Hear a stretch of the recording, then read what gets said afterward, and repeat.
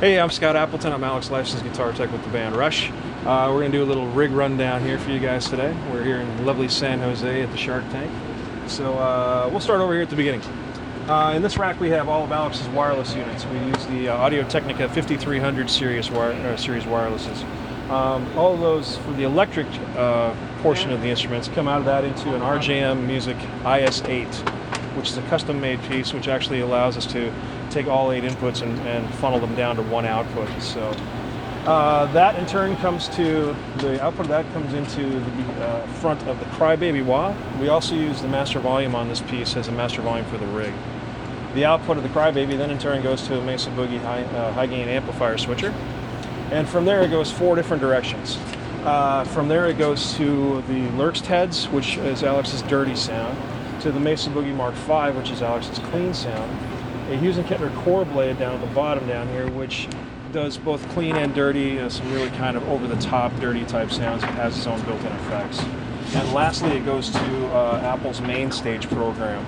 With we're using some Guitar Rig 5 plugins, some Universal Audio plugins, and some Apple plugins. The output of these 3 amplifiers right here kind of comes through down here. We have some Palmer PDIO3 speaker emulators. We don't use any speaker cabinets on stage whatsoever, so everything you see as far as a guitar rig is right here in front of you. So the outputs, the XLR outputs of the PDIO3s go to our front of house sound system as well as our monitor system. The 1/4-inch outputs from the Lurks head and the Mesa Boogie head come out into it's very difficult to see, there's a small Digital Music Corporation system mix down here. So those two get mixed together and go to the input of the Fractal Audio AXFX 2. So the AXFX 2 does all the effects for the Lurks head and the Boogie head. Alex has the ability to not only use just one or the other, but he also has the ability to combine both of them so you can get that great clean sound along with the dirty sound as well. So it kind of gives him a little extra, options as far as that goes. So the Fractal is doing all the effects for the amplifier portions of the rig.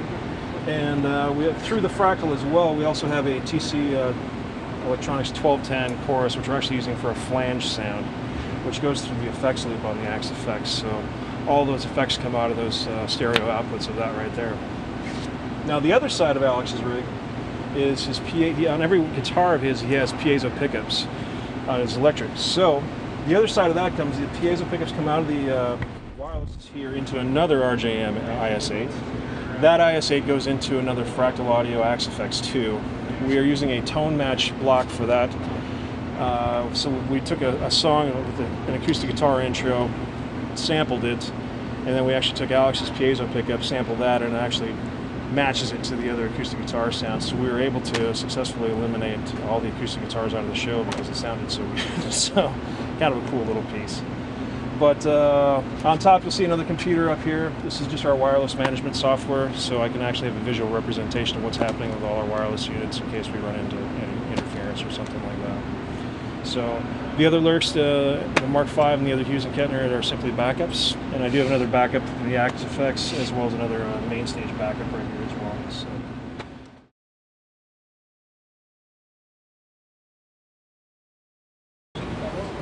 Yeah, so the whole idea of not having speaker cabinets on stage kind of started with Alex and our audio guys. When you eliminate live microphones in front of an amplifier on stage, you also eliminate, drums bleeding into them and any external PA noise bleeding into them at the same time. So it really helps clear up the in-ear monitor mix as well as the front of house mix. So everything becomes a lot clearer and it's just more easily retained. Also, the consistency factor from day to day. You don't have to worry about weather conditions changing your tones or anything like that as well, which if you're playing indoors or outdoors can have an effect on it. So, between the consistency factor and just the whole extra clean factor that you get in the in-ear monitors as well from the house, that's really the impetus for not having any speaker cabinets on stage.